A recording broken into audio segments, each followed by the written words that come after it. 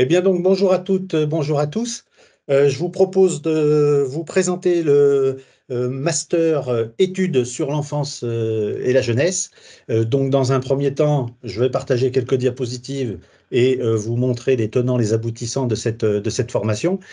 Et donc ce master études sur l'enfance et la jeunesse, eh bien c'est une nouveauté et je vous avoue que je suis assez heureux et même fier de vous présenter cette formation parce que dans la carrière d'un enseignant-chercheur, on a l'habitude de travailler sur ce qu'on appelle les maquettes de diplômes, etc. Et régulièrement, on les réforme, on les rénove, on les aménage, mais c'est assez rare finalement de pouvoir créer, en partant d'une feuille blanche, toute une formation, tout un cursus à l'université. Et donc, ce master études sur l'enfance, eh bien, c'est une nouveauté dans le paysage de l'enseignement supérieur et de la recherche en France, puisque vous avez là la création d'une nouvelle mention de master, études sur l'enfance et la jeunesse, qui n'existait pas, qu'on a demandé au ministère de créer cette nouvelle mention parce que on a estimé qu'elle répondait à un véritable besoin et je vais essayer de vous le démontrer. Moi, je m'appelle Yves Denécher, je suis professeur ici à l'université d'Angers et je dirige aussi le pôle universitaire ligérien d'études sur l'enfance et la jeunesse, qui est un pôle qui euh, explique un petit peu pourquoi ce master il est créé et développé ici à l'Université d'Angers, en accord et en partenariat avec l'Université du Mans et l'Université de Nantes. Vous avez sous les yeux un peu l'organigramme, l'écosystème de ce qu'on appelle le pôle enjeu. Et je vais aller vite sur cette présentation, mais c'est important que vous compreniez un petit peu dans quel écosystème cette formation a été créée et a pu se développer. Vous avez sur la gauche de la diapositive un certain nombre d'orientations thématiques qui sont des orientations thématiques de recherche qui sont développées au sein du pôle qui regroupe une cinquantaine d'enseignants-chercheurs qui travaillent sur l'enfance et la jeunesse dans les trois universités d'Angers, du Mans et de Nantes et qui travaillent dans toutes les disciplines. Ça va aussi bien, on part aussi bien de la santé, en passant par toutes les SHS, les sciences humaines et sociales, donc des gens qui travaillent sur la littérature de jeunesse, sur la psychologie de l'enfant, sur l'histoire de l'enfance, sur la géographie des loisirs de l'enfance, et puis on va même jusqu'aux sciences de l'ingénieur. Tout ça, c'est la partie recherche, je ne vais pas en parler beaucoup aujourd'hui. Vous avez en bas de la diapositive trois chaires de recherche et innovation, une dans chaque une université, Parole et pouvoir d'agir des enfants et des jeunes, ici à l'Université d'Angers, raconter des histoires pour grandir ensemble à l'Université du Mans, et prendre soin des enfants et des jeunes pour leur bien-être à Nantes Université. C'est cher, c'est un lieu de recherche, certes, mais aussi d'innovation et donc de partage avec beaucoup des acteurs du secteur de l'enfance et de la jeunesse de la plus petite association locale qui travaille sur la citoyenneté, je vais citer personne comme ça fera pas de jaloux, mais de la plus petite association locale qui travaille sur la citoyenneté des jeunes, jusqu'à UNICEF France, par exemple, en passant par des contacts et des partenariats qu'on a avec des entreprises, mais aussi avec des acteurs de l'éducation populaire, de l'éducation nationale aussi, etc. Et puis, on a développé depuis maintenant 6 ans, 7 ans, que ce pôle s'est créé grâce à l'appui de la région des Pays de la Loire, qui a impulsé quelque chose de très important dans la région en nous permettant de structurer tout ce qui existe sur l'enfance et la jeunesse dans nos universités. Vous voyez qu'on a créé un certain nombre de formations, et notamment 7 diplômes d'université à destination des professionnels du secteur. Et puis, j'ai entouré en rouge ce master études sur l'enfance et la jeunesse, sur lequel je vais maintenant évidemment me pencher, puisque c'est pour ça que vous êtes ici euh, avec nous. Alors, quelques éléments de contexte. Euh, les politiques de petite enfance, d'enfance, de jeunesse sont vraiment au cœur des actions publiques et peut-être de plus en plus, avec des enjeux qui sont en fait considérables Il suffit que vous regardiez un peu quelle est la situation de la protection de l'enfance en France aujourd'hui pour constater évidemment que les enjeux sont considérables et j'ai envie de dire les problèmes aussi. Et si on regarde du côté des violences faites aux enfants, vous avez sans doute suivi ce qui s'est passé sur la question de l'inceste, etc. On se rend compte que tout ce qui touche à l'enfance, aujourd'hui, est au cœur de notre société. Et pas seulement pour les questions que je viens de citer à titre d'exemple, mais évidemment, quand il s'agit d'aménager le territoire, une ville, on pense aux structures d'éducation, aux loisirs, etc. Les politiques de l'enfance sont au cœur des actions publiques. Et au sein du pôle universitaire nigérien d'études sur l'enfance et la jeunesse, eh bien, on a développé, dans le cadre de la région des Pays de la Loire, une véritable expertise euh, en termes de recherche, en termes d'innovation et aussi en termes de formation.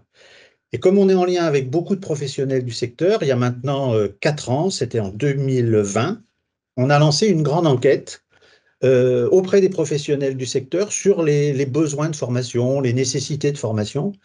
Et on a eu 270 réponses, ce qui est beaucoup. On a organisé un certain nombre de rencontres physiques euh, avec certains professionnels du secteur et on a recueilli un certain nombre de besoins, et notamment un que je vous livre tout de suite, c'est que ce soit dans les structures permanentes de l'éducation populaire, dans les services, les directions qui s'occupent d'enfance et de jeunesse, dans les collectivités territoriales, etc., ou à la PJJ, par exemple, eh bien, nous sont remontés des besoins vraiment d'avoir des personnes qui soient formées justement d'une manière pluridisciplinaire à tous les enjeux qui touchent la question de l'enfance et de la jeunesse.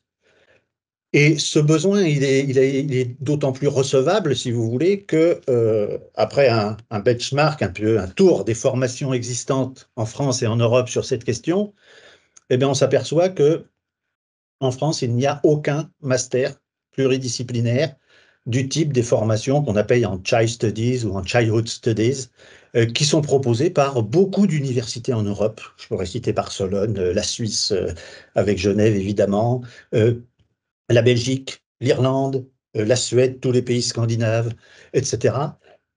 Et donc en France, il y a ce manque pour des raisons historiques sur lesquelles je ne reviens pas et aussi d'organisation de notre système universitaire très disciplinaire et très tubulaire.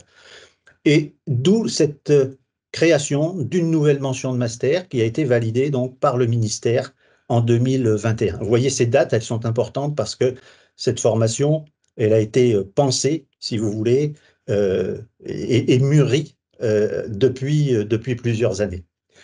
Alors, avant de vous montrer le contenu de la formation, eh ben, je vous parle tout de suite des objectifs et des débouchés parce qu'en fait, vous voyez que la logique dans laquelle on a, comment dire, organisé la construction de ce master, elle ne répond pas forcément, et je vais y revenir longuement tout à l'heure, à une démarche habituelle, puisqu'on est véritablement parti des besoins du secteur.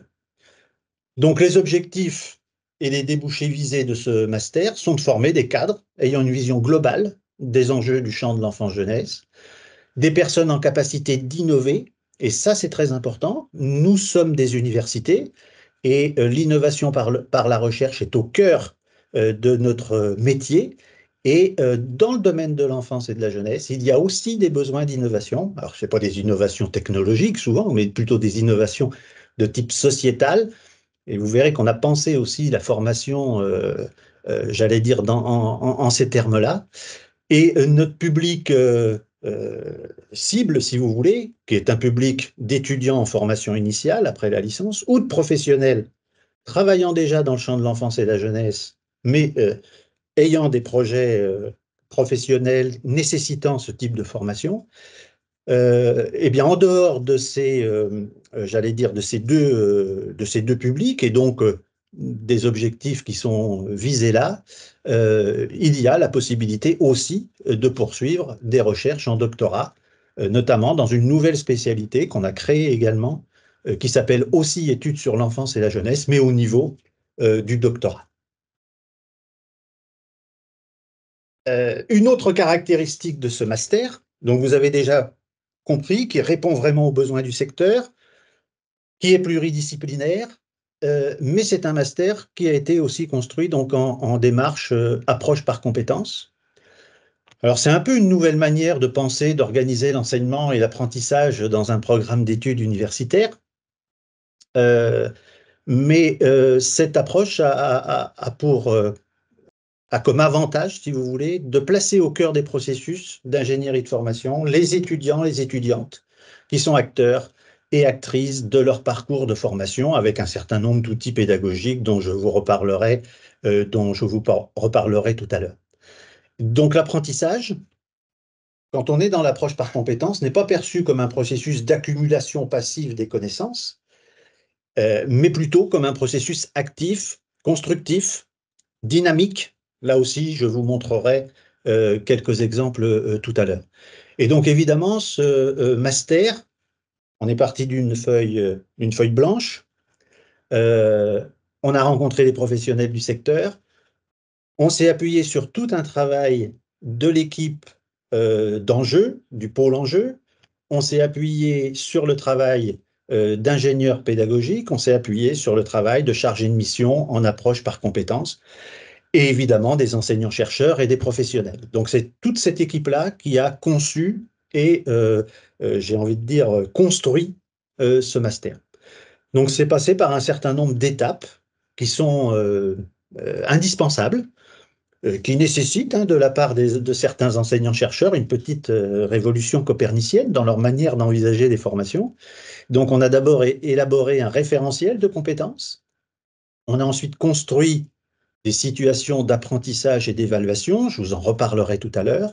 On a construit des scénarios pédagogiques qui intègrent en permanence la pluridisciplinarité, l'interdisciplinarité, c'est-à-dire que chaque enseignement ou chaque ressource est conçue et délivrée par plusieurs enseignants-chercheurs venant de disciplines différentes. Le but, c'est que les étudiants puissent acquérir des compétences transversales ou soft skills qu'on retrouve dans tous les masters, mais aussi l'acquisition de compétences spécifiques qu'on a réparties en 4 grands blocs.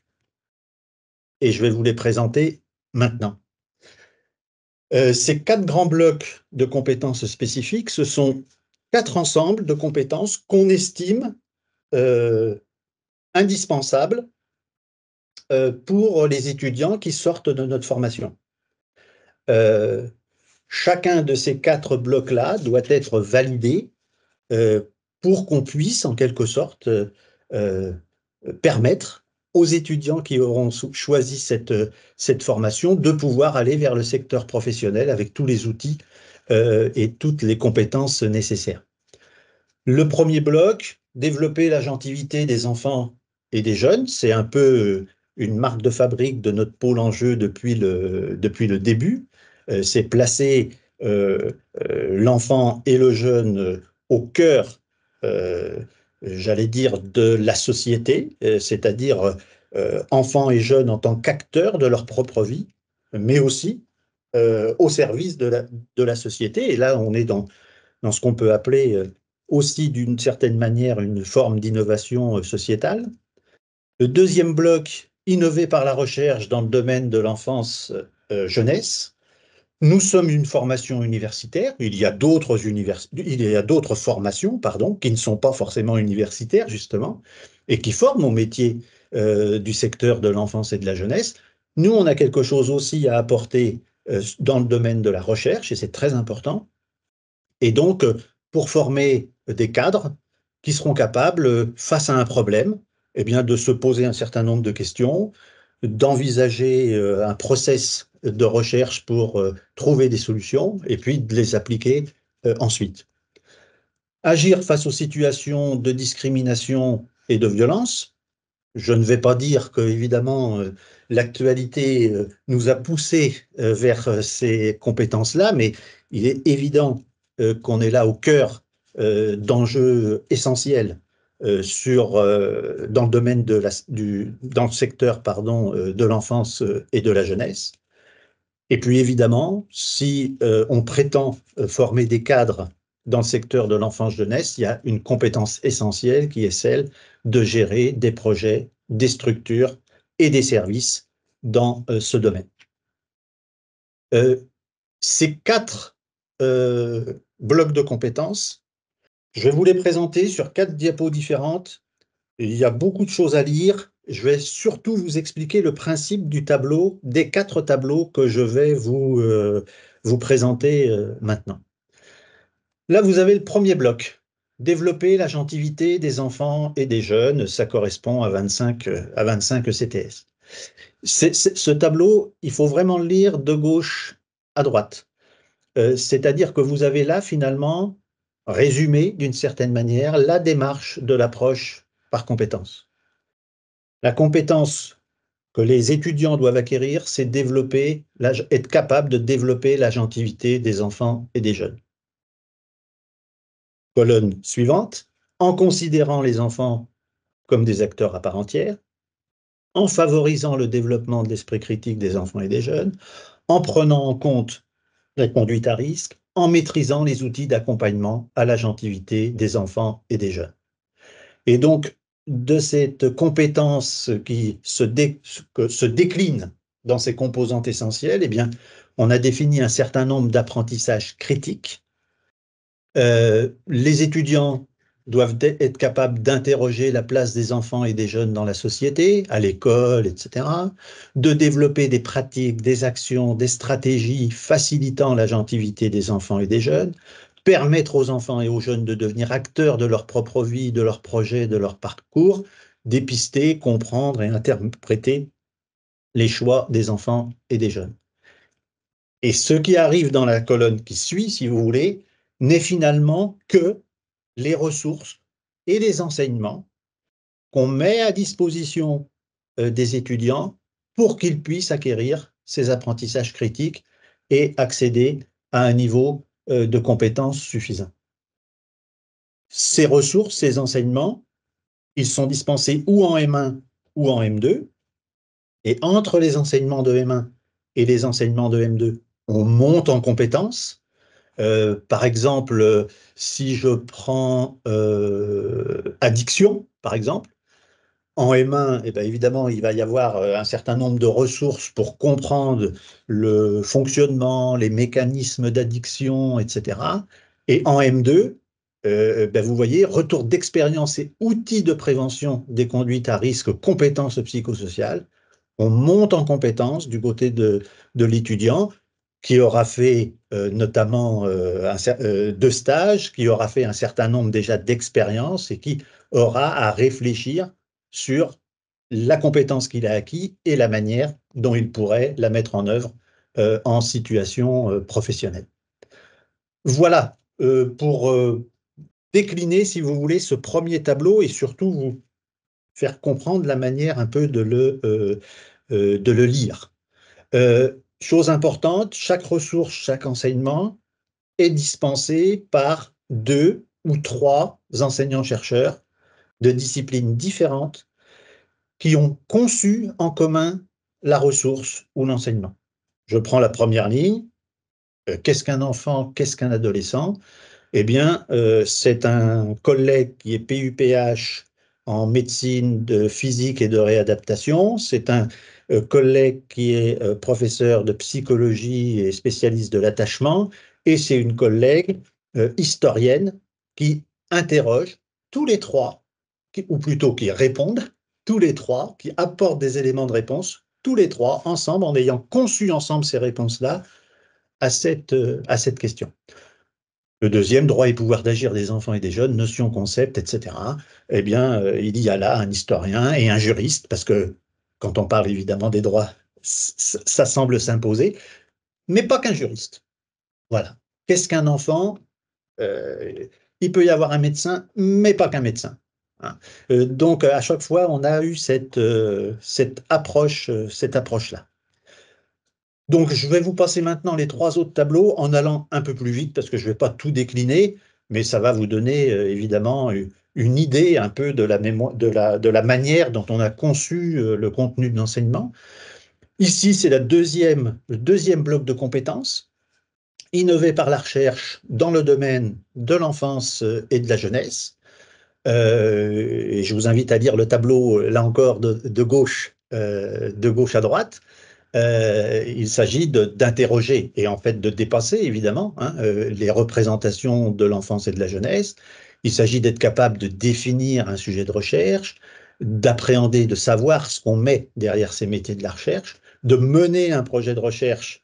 Alors, il sera plutôt disciplinaire en M1 et interdisciplinaire en M2. Donc là encore, vous voyez, monter en compétences et aussi de mobiliser des ressources en anglais et de présenter des recherches en anglais sur l'enfance et la jeunesse. Et donc voilà, je ne décline pas toutes les ressources et les enseignements, mais évidemment que si je prends le milieu du tableau, en M1, les étudiants feront un mémoire d'initiation à la recherche, qui en M2 prend la forme d'un mémoire de recherche professionnelle et qui donne lieu évidemment à soutenance. Et donc on voit bien là, si vous voulez, que là aussi on va monter en compétence entre le M1 et le M2. Et c'est la même chose, par exemple, pour analyser et comprendre des ressources en anglais en M1, restituer, présenter, produire des recherches en anglais en M2. Donc à chaque fois cette idée de compétence, si vous voulez, qui doit monter en valeur et en qualité. Troisième bloc, agir face aux situations de discrimination et de violence.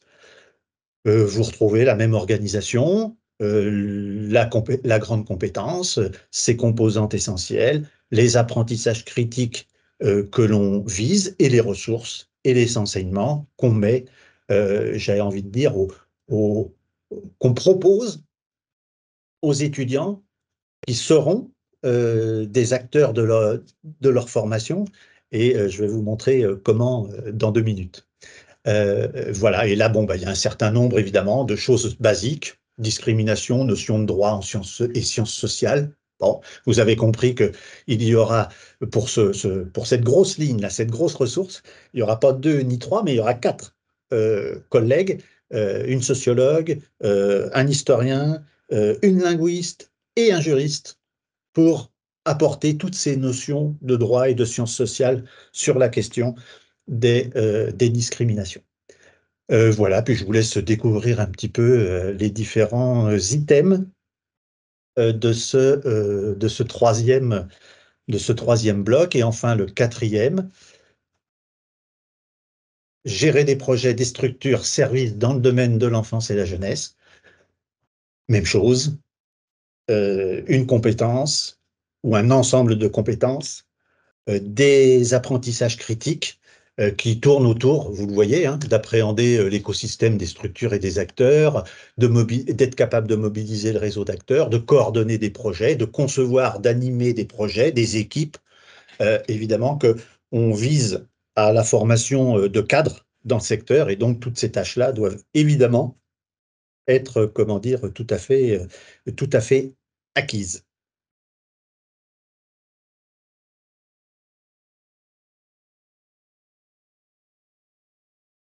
Alors, l'organisation pédagogique de l'ensemble. Nous avons organisé la formation dans ce qu'on appelle un format hybride. Vous voyez qu'il y a donc 40% d'enseignement à distance et 12 semaines de présentiel. Alors, je reviens sur enseignement à distance. Il ne s'agit pas du tout de photocopies qui sont déposées dans un endroit et les étudiants se débrouillent. Il ne s'agit pas non plus de cours qui sont enregistrés, on les met sur une plateforme et l'étudiant y va quand il veut. On a une vraie démarche de médiatisation des contenus pédagogiques et donc sur une plateforme dédiée qui s'appelle Moodle et un espace qui a été construit par des ingénieurs pédagogiques le plus intuitif possible et le plus accessible possible aussi pour tout type de public. Eh bien, les étudiants trouveront là des scénarios pédagogiques qui leur permettront d'avancer dans la découverte de connaissances, dans la production aussi d'exercices, dans la découverte de documents, de contenus sous des formes variées, vidéo, euh, iconographie évidemment, enfin bon voilà. Et donc cette formation en enseignement à distance, c'est comment dire, c'est un contenu qui est très scénarisé, très organisé, et les équipes ont travaillé dessus là depuis déjà plusieurs mois. Vu l'objet de la formation, enfance et jeunesse, il nous paraît évidemment absolument indispensable d'avoir du face-à-face. Et donc, il y aura 6 semaines de regroupement en présentiel à Angers. Et pour l'année de M1 2024-2025, il s'agit des semaines 36, 42, 54, 10 et 16. C'est évidemment un temps de présence qui est obligatoire pour les étudiants. Ce seront des semaines denses, euh, sans doute de 25 à 28 heures de cours, donc du lundi matin au vendredi après-midi, hein, qui nous permettront évidemment de faire beaucoup de restitution du travail qui aura été fait par les étudiants en enseignement à distance, mais aussi évidemment beaucoup de travail de groupe, parce que sur cet objet-là, peut-être plus qu'ailleurs, évidemment, le travail en équipe est tout à fait déterminant.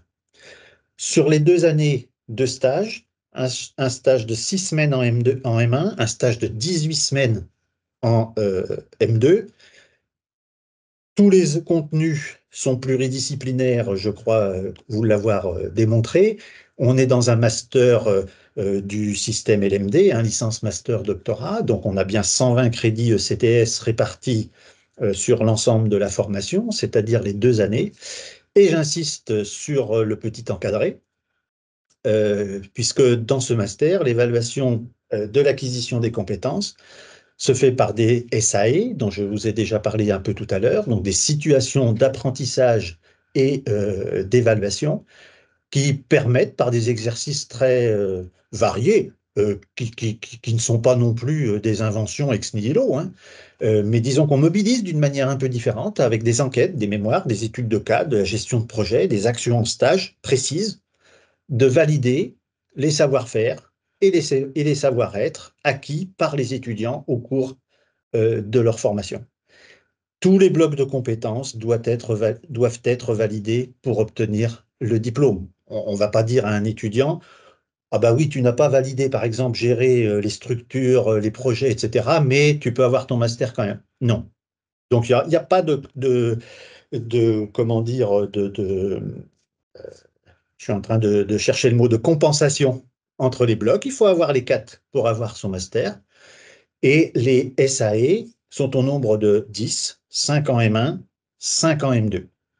Euh, et c'est la validation de ces SAE qui se fera sans note. Nous allons au bout de la démarche de l'acquisition de l'accompagnement et de l'approche pardon, par compétences, qui se feront sans note avec des évaluations qui euh, euh, j'allais dire, porteront évidemment sur le fond des exercices qui seront menés et aussi sur toute une partie réflexive que les étudiants et les étudiantes devront mener sur leur propre apprentissage, notamment par l'intermédiaire d'un portfolio, d'un carnet de formation, si vous voulez, qu'ils seront amenés à compléter et à remplir pendant les 2 années.